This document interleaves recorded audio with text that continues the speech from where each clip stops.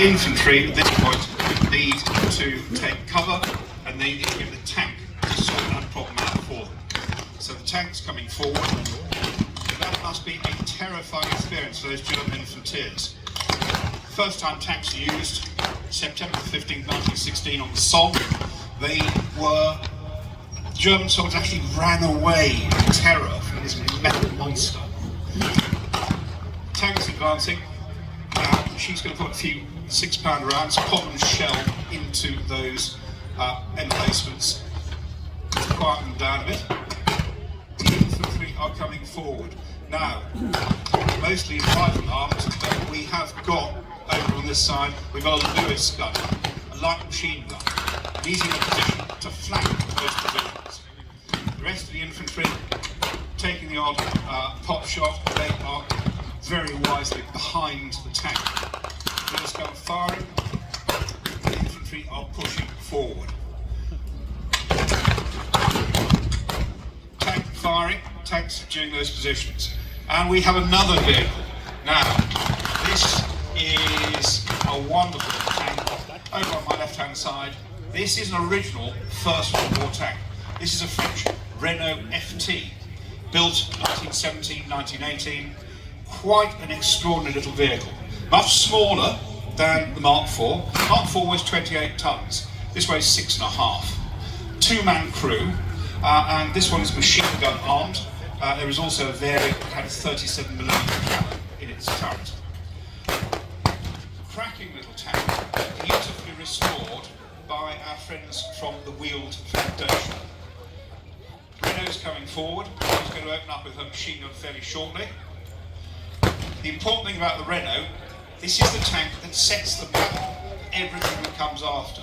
This is the first tank with a traversable turret, and the crew are in the front, the engine is in the back.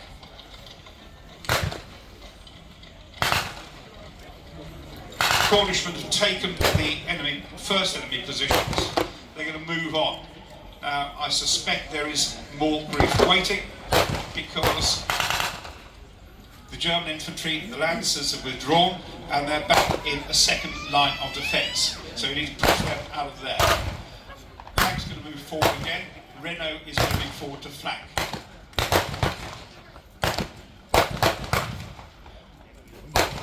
Lots of rifle fire.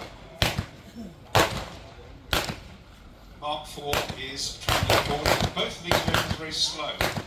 That's 3.5 miles an hour max. But that doesn't matter because they support infantry. They need to move at the same pace as the infantry do. More rounds going down.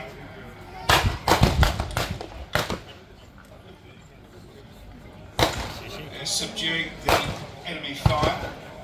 DCLI will move forward fairly shortly from that position.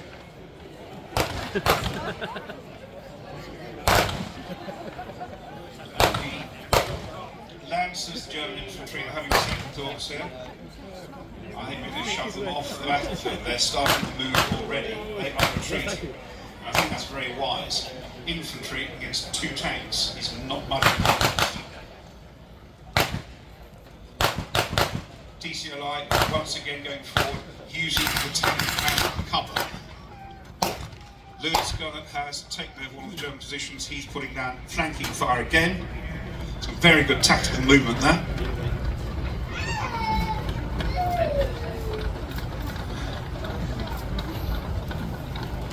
While we're watching that, just think about the poor old tank crew inside a Mark IV.